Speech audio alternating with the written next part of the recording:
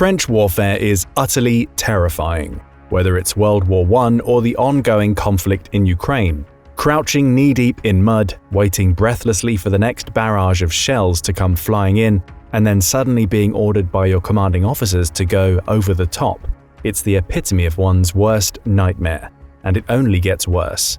Today, we add to this a new form of wide-eyed, high-definition horror as soldiers who once felt protected by their trenches look up into the sky, only to find a cheap Chinese-made drone release the munition that will, a few seconds hence, end their life.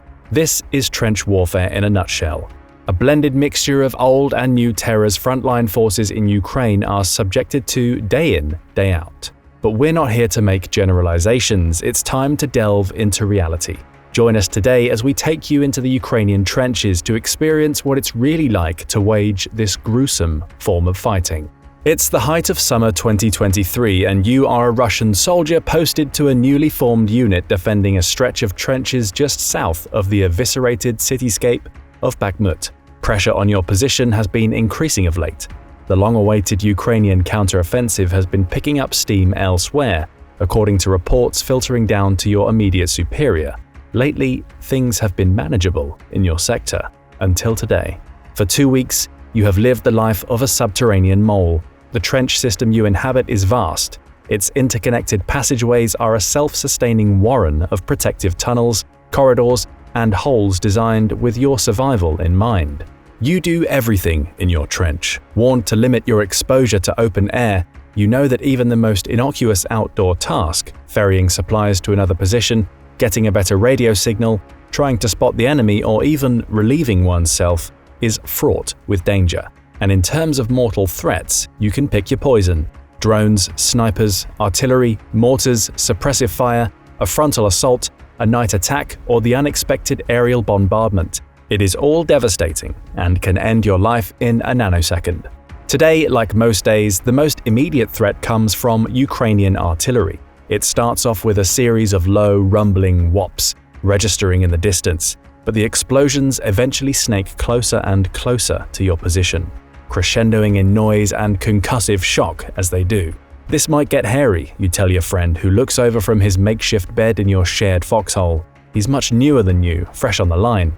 Today marks the end of his first week in Ukraine. You, on the other hand, you're a veteran. After all, you've been on the front lines a whole week longer. You see a bright flash of light as mud, debris, and shrapnel cascade all around you. It's the first explosion that makes you sweat. You drop down instinctively into the fetal position, clutching your knees as you tuck them into your chest. You feel the earth shake beneath you as another round explodes nearby. Soon, the percussive impact lessens, the noise diminishes. When you feel safe enough to lift your head, you realize your jaw is sore from clenching. There's a drop of blood coming from your nose. That was a close call, you grunt to your comrade. He doesn't respond. Your heart sinks into your chest as you glance over across the foxhole. He's slumped over his half-empty pack, staring lifelessly into the ground. In the span of 1 week, you had both escaped death twice. Deep down, the way things were, you knew it was asking too much to hope both of you might survive a third, death-defying ordeal. Fate doesn't work like that in Ukraine. No, here the margins are slim, and prospects for emerging from the trenches in one piece are grim for Russian conscripts at the front. Someone is bound to get hit. Today, you're simply grateful it wasn't you. Mortar rounds begin to fall outside your foxhole. There's no time to mourn or bury the dead. You hunker down, hoping your own artillery can counter and silence the Ukrainian units causing such devastation to your trench network. It doesn't. Another day goes by, and you curse Moscow for your side's munition shortages and the laxity with which you were trained for this type of warfare. 2 days go by, and the shelling barely lets up for more than an hour or two. By the third day, you've had enough. Around 3 a.m., the front quiets down. You try to sleep, but you're haunted by the stiff, silent, unmoving body of your fallen friend. 4 hours later, another explosion snaps you from your light sleep. Disorientated and dazed, you hear shooting and more shelling, and soon notice that a crater has replaced the logs which previously covered the entrance to your foxhole. Now it's just you in the open air. There's no point sticking around. Now's your chance. You take it. Dropping your rifle, you sprint to the open, vaulting over craters and bodies blown to pieces by incessant shelling. You dive into another foxhole. Only then do you hear the low rumble of a vehicle idling nearby. Is it friendly? Is it Ukrainian? You wait. unable to make out more than an outline in the fog. The voices of Ukrainian soldiers dispel your doubts. You barely have time to process what to do next. Before you can react, 2 grenades land with a clink nearby. You hug the dirt at the base of your foxhole, and shrapnel from the blast whizzes overhead. You're surrounded, and know that if you stand, you'll be executed. If you stay, you'll probably die too. Maybe it wouldn't hurt as much if you just decided to accept your fate and lay there inert. For a split second, you contemplate turning your own rifle on yourself and ending your life. The Ukrainians appear over the lip of your foxhole, shouting at you from the other end of their smoking M4s. You're not dead. You raise your hands. You can hardly believe your luck. Within the hour, you are blindfolded and loaded into the back of a Ukrainian BMP, headed somewhere safe. You begin to sob silently an hour later, when at a makeshift jail, a Ukrainian officer of the 3rd Assault Brigade offers you and 7 other Russian prisoners a cigarette. After you've been processed, you are greeted by a Western reporter wearing a blue bulletproof vest and a helmet. He introduces himself in Russian and tells you he works for CNN, an American news outlet. "I want to know what things are like in the trenches around Bakhmut," he says. "Will you tell me?" You decide to grant him an interview on the condition of anonymity. He accepts. For the next hour, you relive the horrors you have experienced. For 3 days, shells and mortars were flying and whistling overhead. "Exploding around us," you say. "We were jumping like rabbits under mortar rounds and bombs." He nods without emotion and scratches a series of notes onto the pad resting on his knee. You tell him that your fallen partner had been an ex-convict, promised by the Russian government his record would be cleansed if he served in Ukraine. 2 weeks of training was simply not enough.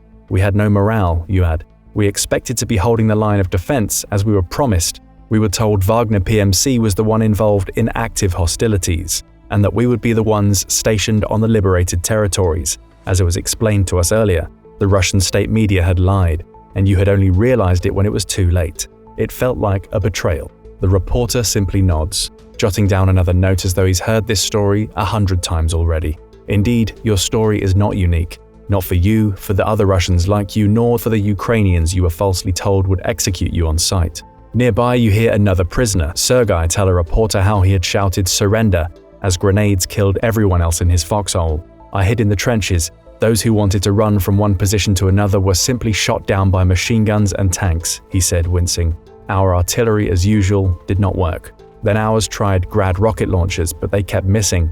Then I heard the Ukrainians approaching us. I started shouting, 'We surrender!' Then they threw a grenade at us. I felt it cut my hand. They asked me who I am, and I said that I am Russian and that I surrender. I started to get up, and a second grenade arrived. I managed to crawl halfway out of the trench in a second.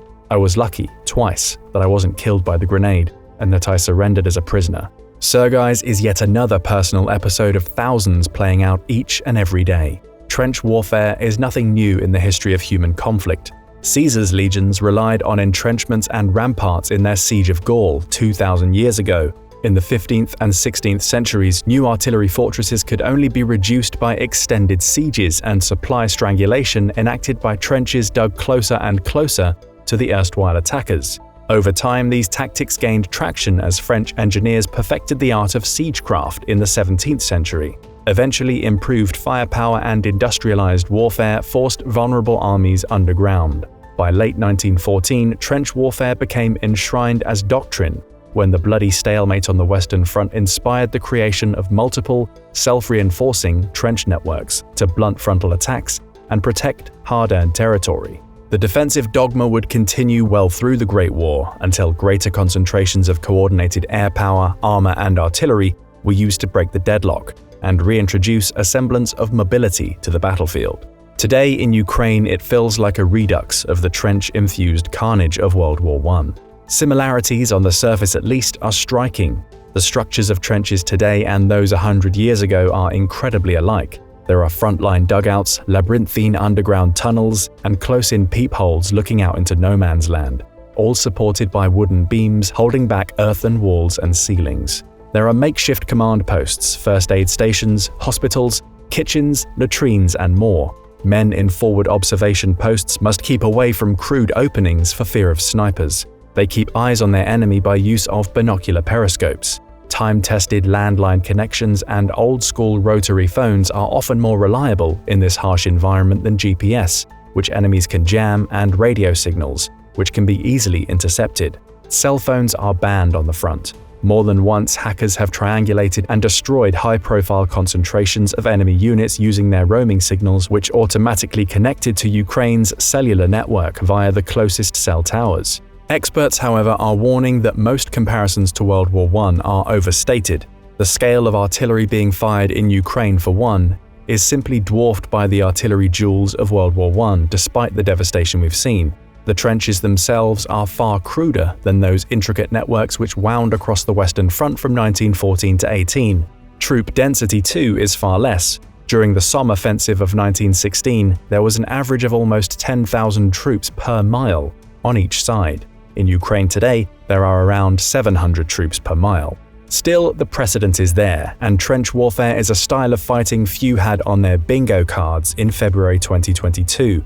Especially in an era of precision-guided munitions, advanced tanks and infantry fighting vehicles, drones, night vision, and other highly modernized combat systems. The rationale for falling back on trench warfare in Ukraine is the same as it was a century ago. Trenches shield and protect their occupants. They camouflage you in relatively flat terrain, which Ukraine possesses in abundance. They enable you to withstand more and defend far easier, precisely what the Russians needed after the shock dual losses of Kharkiv and Kherson last year. Modern trench warfare is punctuated by a blend of new and ageless features, drones and electronic warfare assets mixed with mines, mechanized vehicles, and artillery. Today, as in times past, the prospect of storming no man's land is as daunting as ever. And it is the depth of these prickly defenses and the difficulty in penetrating them which caused this conflict, which truly commenced in 2014, to stagnate for 8 years before Putin renewed his bellicose ambitions. It is the same reason that Ukraine, for all its courage and pluck, has struggled to move the needle in this latest counteroffensive. Russia simply had the time and the resources to double down on the land it seized in 2022. Undoing that has been a Herculean task for Zelensky's legions. So how do you storm a trench in 2023?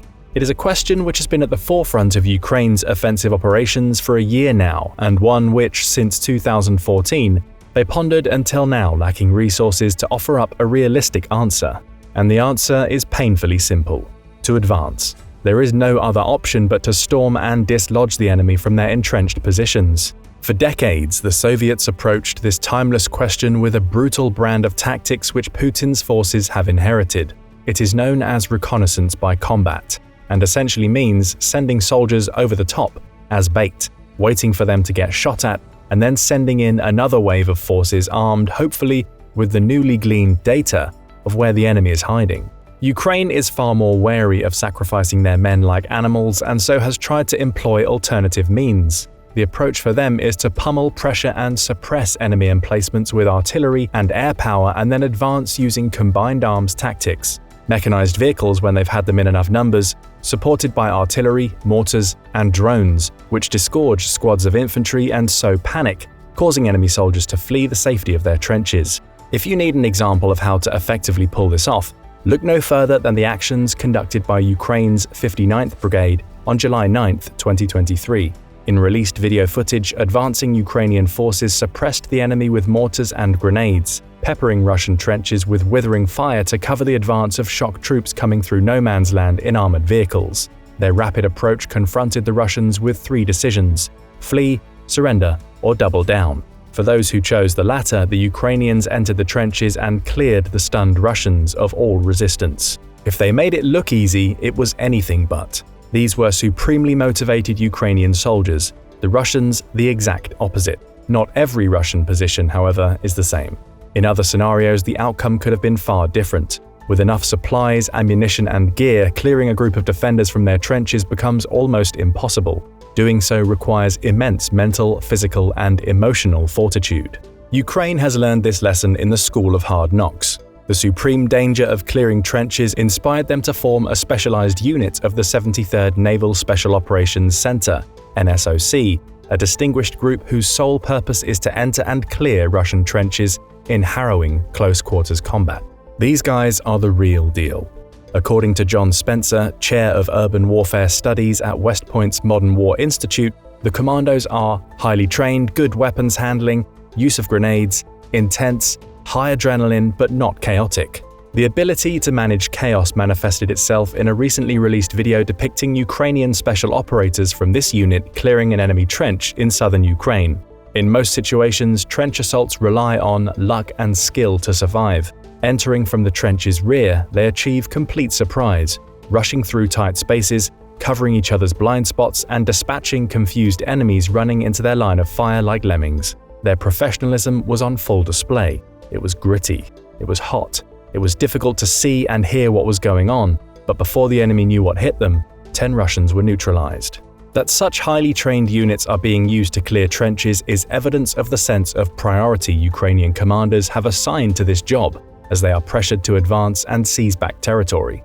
These special units have benefited from Western training dating back to 2014. Around that time, a cadre of American special operators, including Green Berets of the US Army's 10th Special Forces Group, as well as other NATO units, began training Ukrainian operators in unconventional warfare, small unit tactics, and close-quarters combat, skills which have come in handy in Bakhmut, Avdiivka, and elsewhere where house-to-house combat became the norm. Now in the trenches they are applying the same skills which ordinarily take years to master. But average soldiers on both sides are also asked to do the grunt work of clearing trenches. There are dedicated units for this known as Shturmoviki, literally meaning storm troops. Small unit assault forces like Ukraine's 3rd Separate Assault Brigade operate with the sole job of storming and clearing trenches. For them and others, the basic fact of trench warfare, at least when it is a square infantry on infantry engagement, is that every outcome hinges on the element of surprise. Whoever is caught off guard first dies.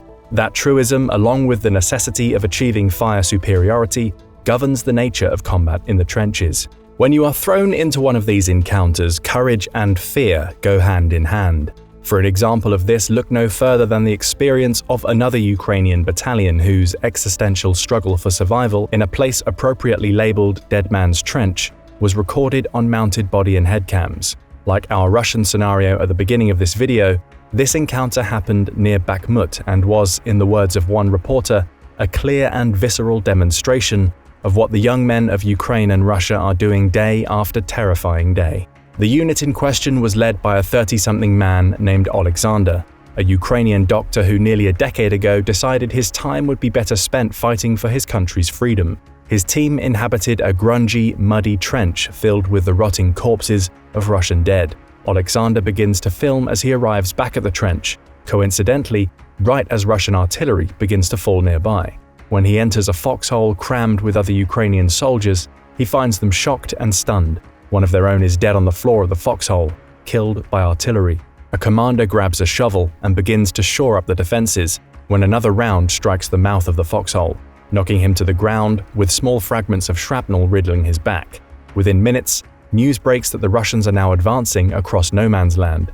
Alexander and the others grab their rifles, clamber out of the foxhole, and immediately stumble into a firefight. There's little ammo. Russian soldiers can be seen just yards away on camera lobbing a grenade that narrowly misses the mark. Alexander is shouting orders which are barely audible above the din. Of the 8 others around him, only 4 have battle experience. In the maelstrom, advancing Russians are shot down on the right and left. Finally, Ukrainian artillery begins to fall, covering the defenders. Ukrainian soldiers using drones begin to call out and anticipate Russian actions on the radio. Soon, the men are ordered back to their trench. Against the odds, they've held their position. They lost 2 men in the process. Back in the rear, Alexander explains to a war correspondent the critical moment of the engagement. When he emerged from the trench and saw the Russian lobbing a grenade, he is sure that if the Russian had targeted the mouth of the foxhole instead of him, his entire squad would have been wiped out. The odds are rarely in your favor in the trenches, but fortunately for Alexander, Lady Luck smiled on him that day. Trench engagements in Ukraine tend to last an average of 10 minutes. Some firefights can drag on for as long as 30. In many cases, weaponry, not just terrain, is being fought for. Captured vehicles, machine guns, mortars, and artillery pieces are just as useful to one side as the other.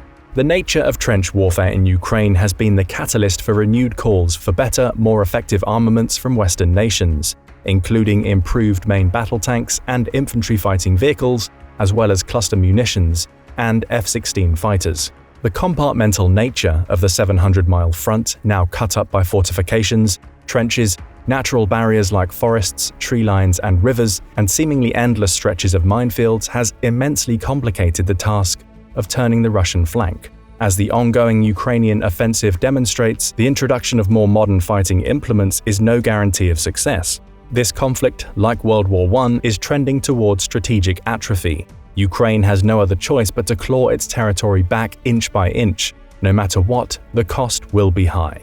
On that note, it is fitting then that we end by acknowledging the overlooked and underappreciated price combatants from both sides will pay for their time in the trenches, and that is, of course, the unimaginable psychological scars produced by such events. Thousands, even tens of thousands of men who survive this modern iteration of trench warfare will have lived, survived, and suffered under the omnipresent fear of death. Few, if any of us, know what that truly feels like.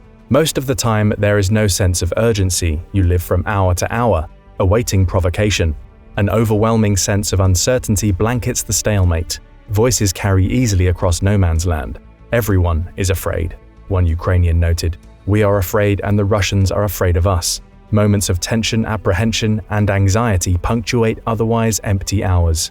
Signs of movement send chills down the spine. The ones who are not afraid are fools, the Ukrainian soldier adds. We are all afraid. Once you've experienced this, without proper treatment, there is simply no place of comfort left in the world. There will always be the threat of death, even in places where to others it may feel completely safe. The real price of trench warfare, then, is a psychological one.